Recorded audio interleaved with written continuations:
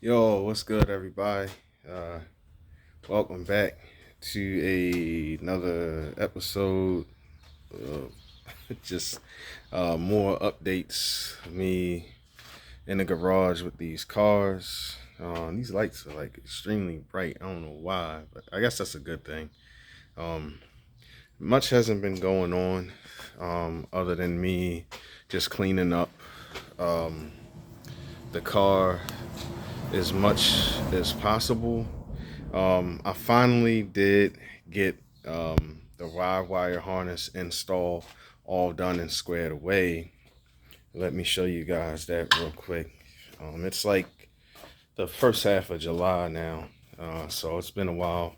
But I've been working behind the scenes and just doing other things, of course. But there is the Rywire harness all installed.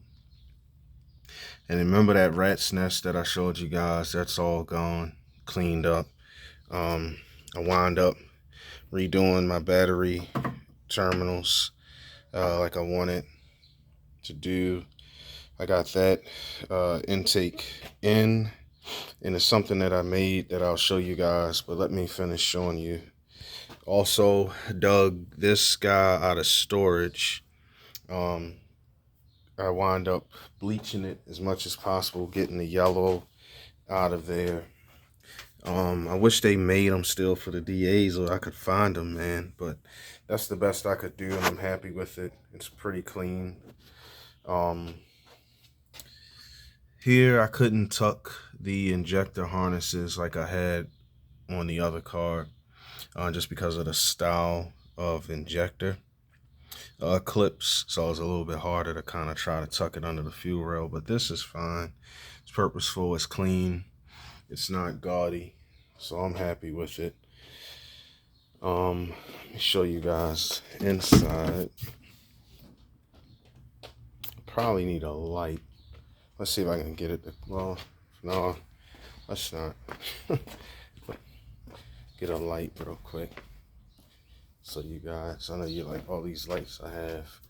And I have the windows open because it's been like plus 90s here in the DMV last week and a half. But yeah, actually it's a lot of good updates I'll go over. Not fully done yet with what I've got going on, but pretty much that rat's nest that was there is all gone now. Everything's been cleaned, removed that's been not needed. This is one little rat's nest that's just got to get cleaned up of wires that's no longer needed.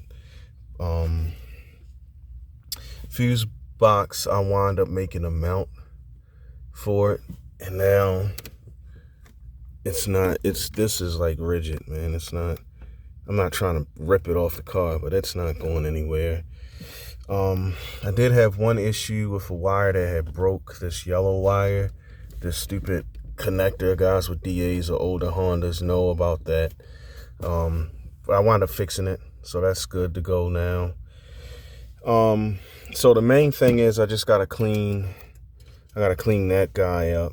But everything else, man, is done pretty much the way that I wanted it to turn out. This looks worse than what it really is. It's in person. I don't know if the camera's like adding depth to it or whatever, but it's not as bad. And some of these wires are actually the wires from the Rywire sub harness and stuff like that you see going on. But the main harness from the car is this thing here that's been loomed, and these zip ties are actually the mounts that's back there. If you guys this year vintage Honda knows, that's what they are.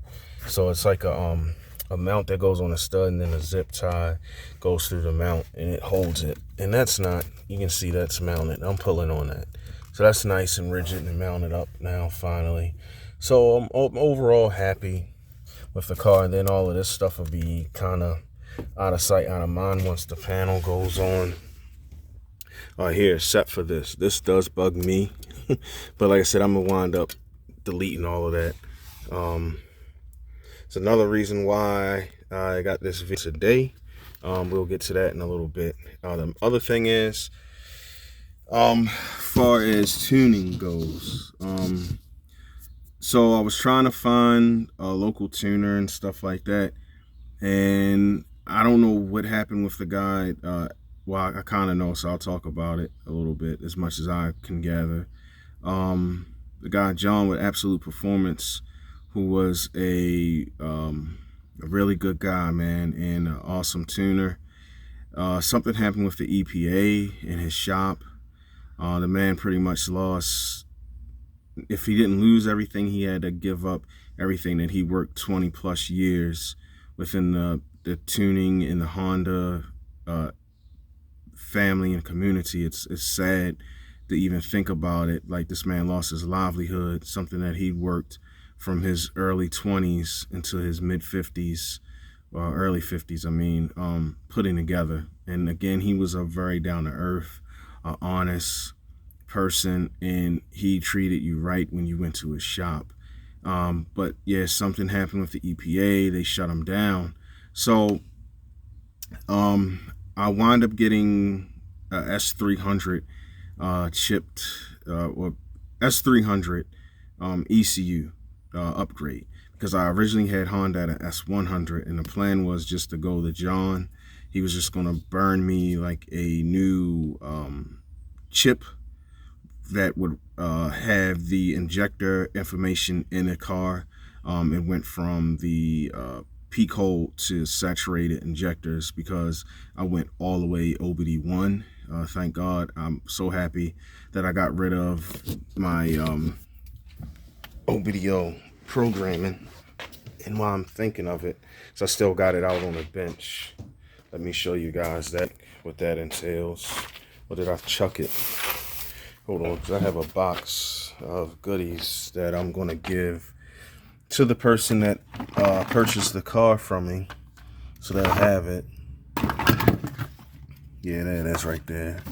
So yeah, in this box is a lot of good stuff, like spares and stuff. So anyways, for whatever reason, if they just wanted nostalgia, or I don't know, but this is a good injector drive for OBDO B-Series cars. So anyways, I ditched that. So that's another fail point that has actually been essentially removed from the car. So you don't have to worry about that at all. So yeah, so I wound up going through OBD1, and I was going to need a new pretty much mapping and all for the car. And yeah, man, it sucked. So I went from thinking of spending like $200 just to get the new chip burnt and just a quick freshen up on the dyno, to a little bit over $900. In hindsight, I probably could have went true standalone, but I just stuck with what was tried and true, and it's a S300 version 3. I found a shop that they don't touch the cars or the ECUs modifying them.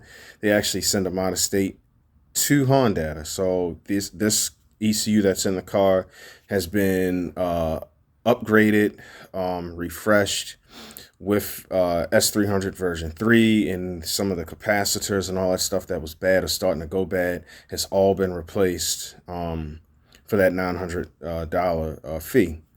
So everything was fine. The only hiccup that I ran into at that point then was trying to find someone in the DMV that could at least build a base map so I could get the car driving and then get it fully tuned.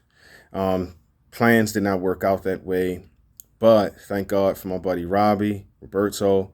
He came through. I wound up purchasing, and I'll do it like in another video, but I wound up purchasing my own laptop, downloading the software and drivers and all on that laptop, and we actually street tuned the car. I just took, and pretty much, thank God, with my setup it wasn't too radical. So what I wound up doing was taking, and I know this is an LSV Tech, but I went with a 98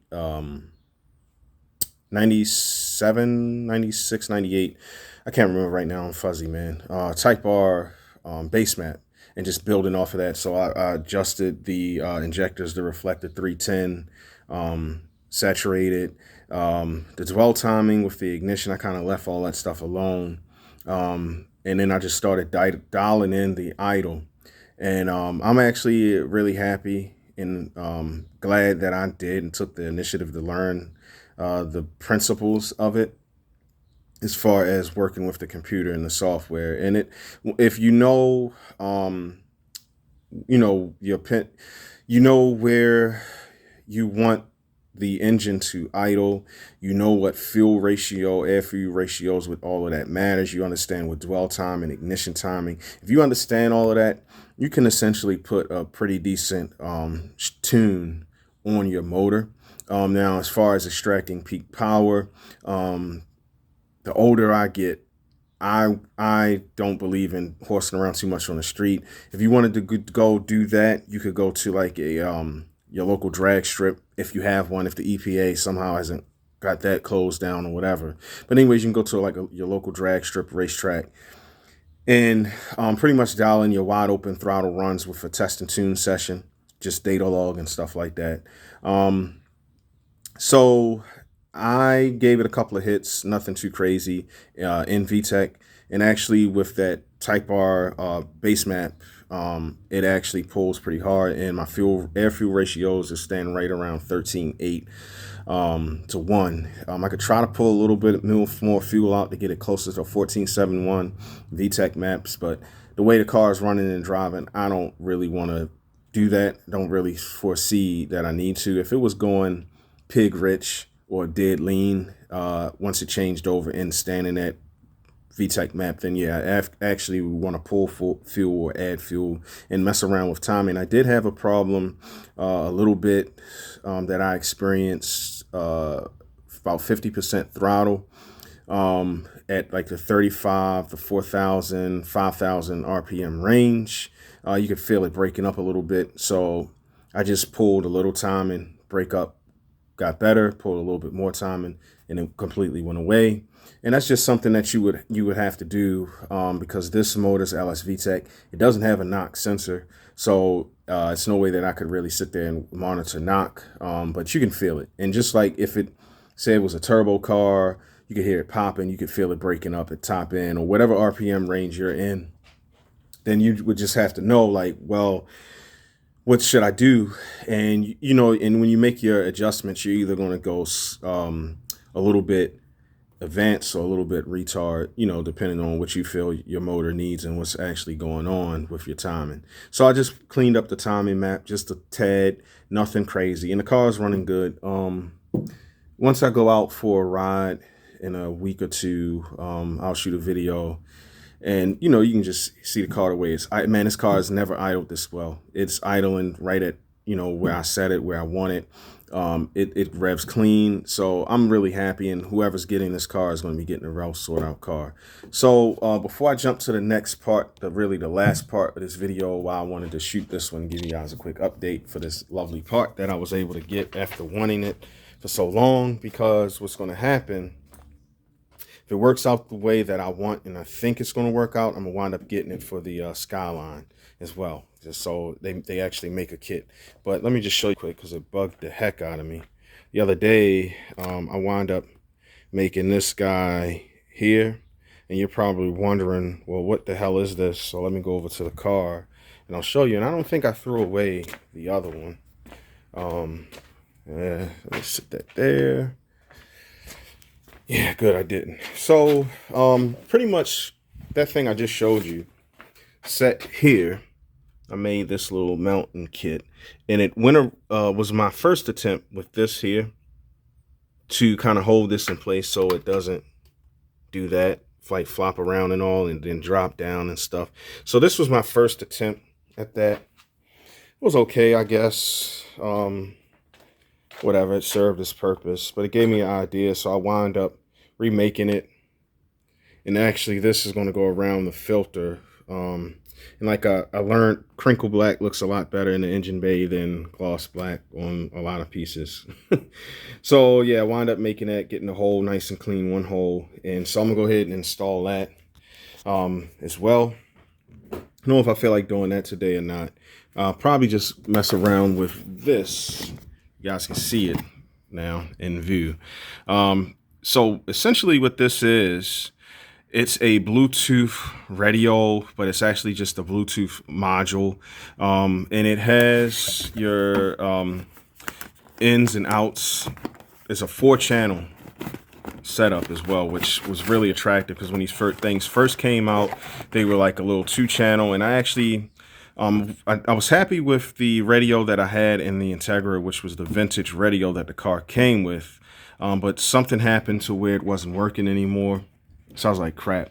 So I mauled around with the idea of just getting another radio, but I like the way that the vintage radio looked, and also how the I have a authentic original Type R block off plate, which I'm going to probably put in for right now. But anyways, I wound up getting this one for the Skyline that was just a 2-channel, and I was doing a lot of research and reading up on it. And about a year and a half later, right after COVID had pretty much finished, JDI had came out with their version 2,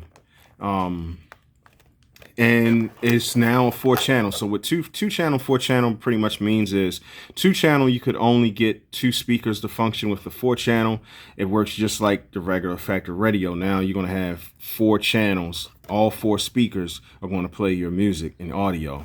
The other cool thing is with this, and I was going to do it with the 2-channel because I was going to have to actually to be able to get it to play through all 4 speakers. But JDI developed it to where, look at that, all my people that's into ICE, in-car entertainment, for people who don't know what that is. It has the built-in plugs for your amplifier and subwoofer and stuff like that. So this is really nice. You can see I'm holding this in my hand, so you guys can see the footprint of this, right? So look at that compared to a, it's a good tape measure. It's a little bit bigger than a tape measure.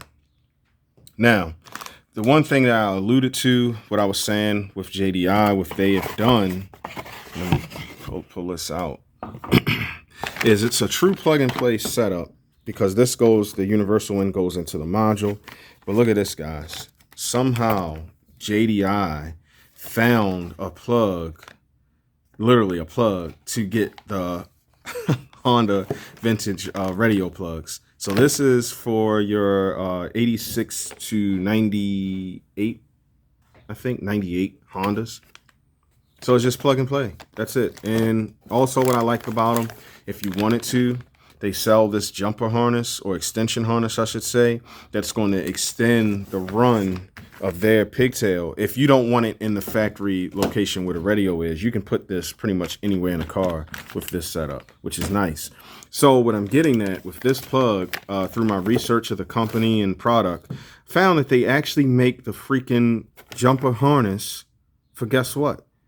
Nissans, 89 or whatever to 94 Nissans. The 2-plug. If my Nissan people that's watching this channel still, hopefully stay in there, guys. Skyline stuff is coming back once this car goes. But anyways, guys, they have the plugs for the Nissan. So pretty much I'm going to be able to have a nice sounding setup in this car. You guys should see the radio that this car came with too. It's some like crazy CD player from like 1990, but it's like, you can tell it's expensive. It's like Kenwood or something. Anyways, I'm gonna go ahead and work on getting this thing installed from JDI. And pretty much it's plug and play. So I'm gonna go ahead, like I said, and get this thing sitting in the car, and then I'll go ahead, turn the camera back on, and then I'll kind of show you guys everything, and then I'll work on the setup part. So hold tight. All right, so let me show you guys what we're working with here and how reasonable this.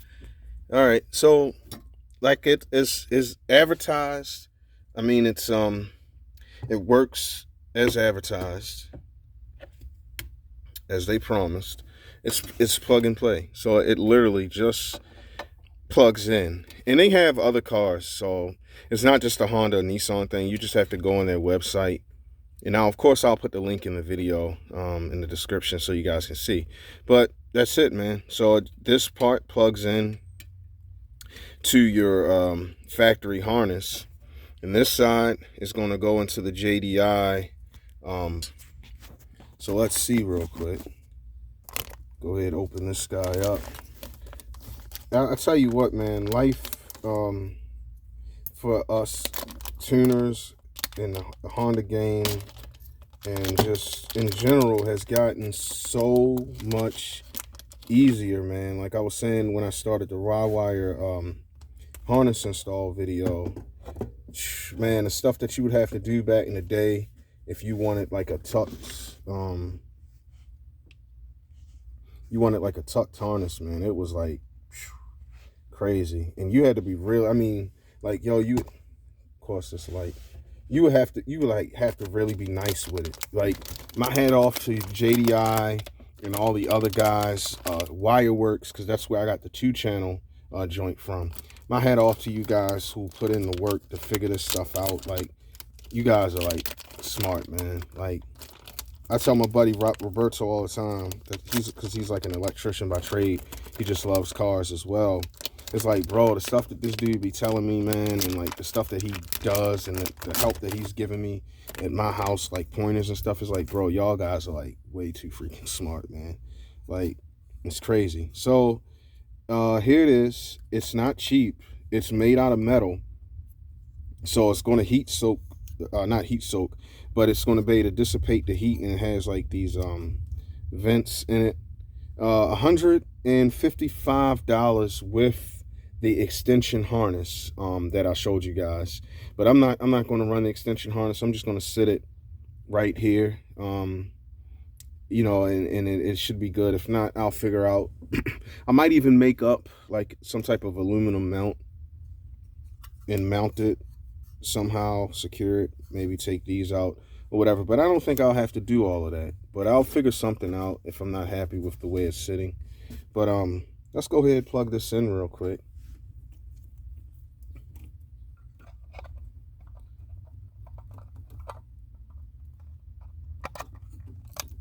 That's it. I know you guys heard that click.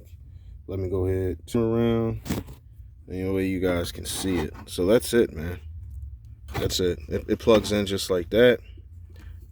And I like the way this thing is sitting in the DA. So I'm gonna figure a way to like secure that a little bit better. Of course, I'm not gonna just leave it like that. I'll find a way to secure that a little bit better in there. Yeah, I'll come up with a solution. But just like that, man. And then the other thing is, you gotta hook up battery. You gotta hook up the battery, and then you gotta pretty much power the car on, and then you gotta turn the Bluetooth hookup and stuff like that on your phone or device, your tablet, whatever you're using, and pretty much you rock from there. So I'm gonna go ahead and set that stuff up off camera, and then I'll be back to you shortly. Yo, what's good, everybody? Welcome back to part two of this video of the JDI install on the DA Integra, the JDI Ghost Box. It's nice, man. It's really nice setup. I'm definitely going to cop it for the Skyline soon, because it's a nice setup. So the person that's going to wind up getting the DA is going to, you know, get the extension harness that I ordered, although I didn't even need it the way that I wanted to run it. But you guys get that with the car. So I'm gonna go ahead and jump right over there and show you guys what I worked out as far as like a mounting solution and everything, and just talk a little bit more, and then I'll actually play it so you guys can hear it. It is it's very nice setup. So again, big shout out to JDI with this. Man, you guys made life really easy. So right there is my mounting solution that I came up with, and pretty much I just had some aluminum. Of course, that's gonna keep beeping while the car is running. Maybe not, but anyways, I had some aluminum flat stock. I just bent it with a 90-degree angle with my vise, put two, those gold things you see there is actually nut certs. So it's nut certed. And as you can see here, that bracket that I made up is mounted nice and solid. That's not going anywhere. I'm pulling on that. And then I tried to take like a Velcro or whatever, and put it on there so that way it'd be, if you wanted to move it real easy off the bracket, you could. But for some reason, man, I couldn't get the glue on the Velcro to stay put. Kept sliding off, so I wound up getting some double-sided tape, Extreme Bond, Extreme Hold, from Scotch, which is supposed to be pretty good stuff. So I got that, which I've had laying around actually for when I was fooling with the Skyline side skirts and side scuttles and the N1 spoiler and all that stuff that I mounted. But anyway, so I got a lot of that stuff laying around for right now, but I really couldn't get the glue to stick on that. I even used my trusty 91% alcohol to clean both surfaces before trying to put it on there. I don't know. So anyways, I left the double-sided tape on there actually, so you're not getting running into a metal-to-metal contact type thing here.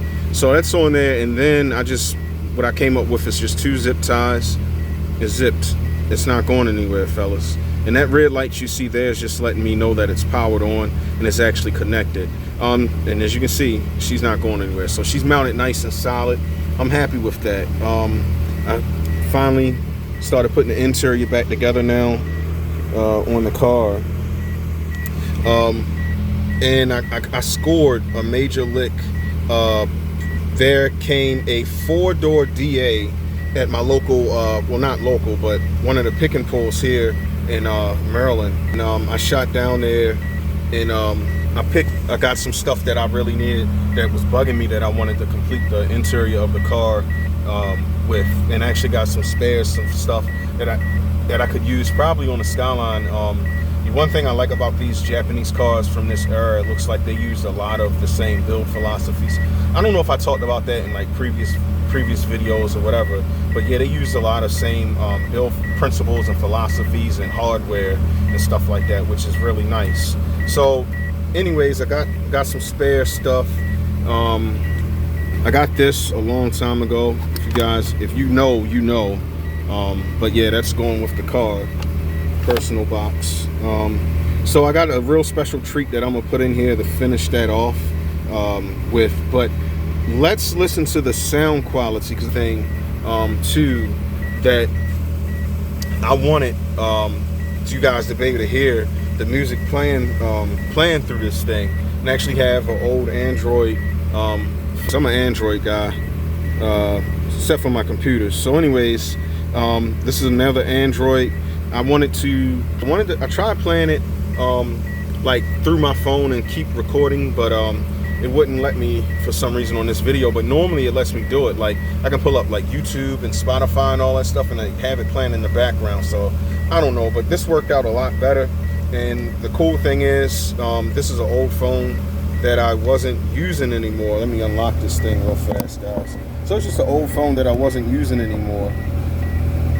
And I kind of held on to this thing with the idea of keeping it for this, you know, especially once I got that Bluetooth module for the Skyline. But either way, it worked out perfect. So this won't go with the car. You guys have to provide your own iPhone or Android or something to play your audio. But let's just listen to this real quick, and I'm gonna turn it down and build it up a little bit. I don't want it playing too loud because it doesn't have like speakers, like woofers, I mean. So I don't want it to sound to distort, and you guys are like, oh, this thing sounds like crap, because it doesn't. This is a very, very powerful device. So if you guys are on the fence about putting audio back in your race car or whatever, I suggest that you guys pick this up. But listen real quick.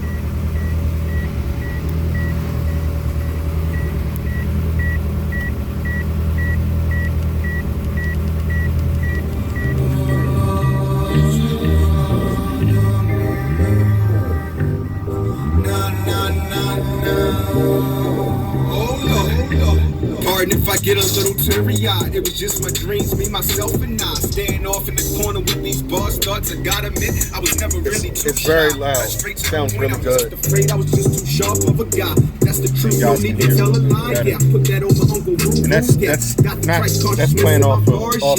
You know, yeah, the devil is a lie. Yeah, around blind, the world is mine. It's on, it's game time. Can't stop, won't stop till I see 000 all up on the sign. Pray, manifested, grinding diamonds form another settling for lesser. The sun we do shine. How you figure we ain't meant to be off up in that sky? All four corners. Yeah. Building skyscrapers, all four corners. This goes not no light you guys made to see it. No limits. I want you to see the power this device has, man. No just limits. Imagine if you had an amp with sub no that. limits. It would really no limits. No limits. No limits. No limits. No limits. Build it to the sky.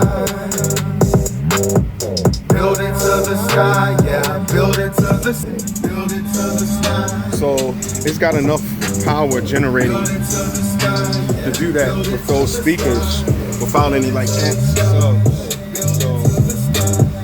turn that down, let that play. But yeah, man. So I'm really happy and thrilled with that that JDI box, Ghost Box, man. It's the truth. Now, one other thing that I want to show you guys real fast before I put this finishing piece into the center here. I want you guys, I was able to do with the idle of this car. That's where she's idling right now.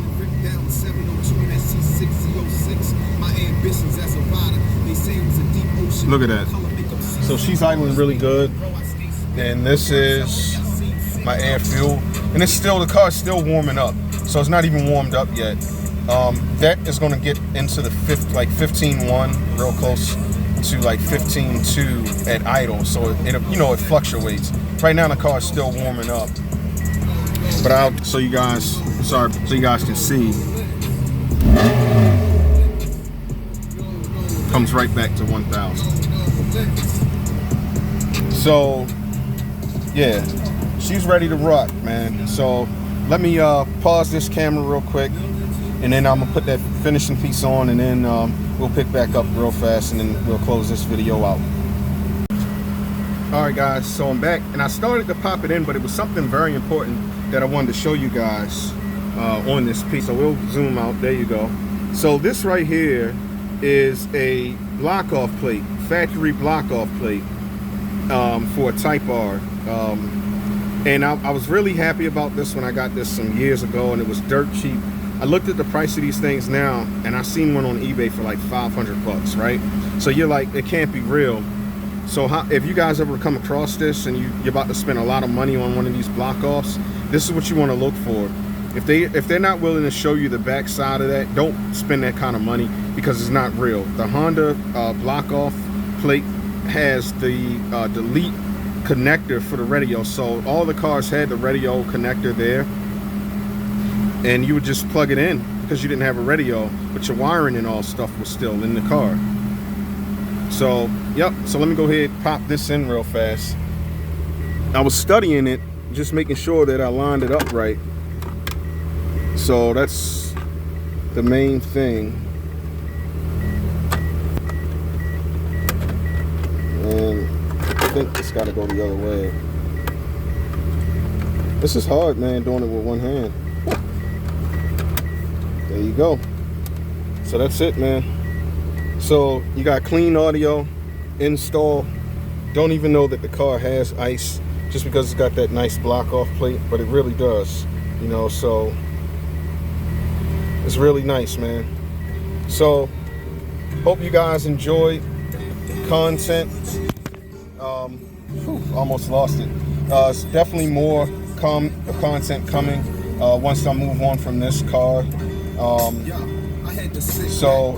I actually got the I was gonna tell you guys, I got the alignment done. So we'll do a drive video of the car so you can see that. And I'll talk a little bit more about the alignment that was done and the awesome job that Elite Performance did down in Fort Meade, Maryland. Fire, man. Car handles amazing. But anyways, I hope you guys, I don't know why these gnats are coming at me, but hope you guys like this content. Hope you guys are having a wonderful summer, you and your family and your loved ones. And gotta say too, real quick, because I couldn't say it, the rear speakers in the car came from my homeboy, my big homie Gordon. Appreciate you, bro. Much love. I know you're doing big things with your channel. It's Rev High, Drive Happy, if you guys want to see it. And I'll put a link to his channel in my description. Honda Head, he kept me sane for the last couple of years, especially trying to work with this car or whatever. So Honda community has got some really good people still in it. You just got to find them, but they're there. So anyways, guys, I said, hope you guys enjoying your summer, that you're enjoying your loved ones and your friends. Much love till the next episode. Peace and blessings, y'all. I love y'all. Take it easy. Peace.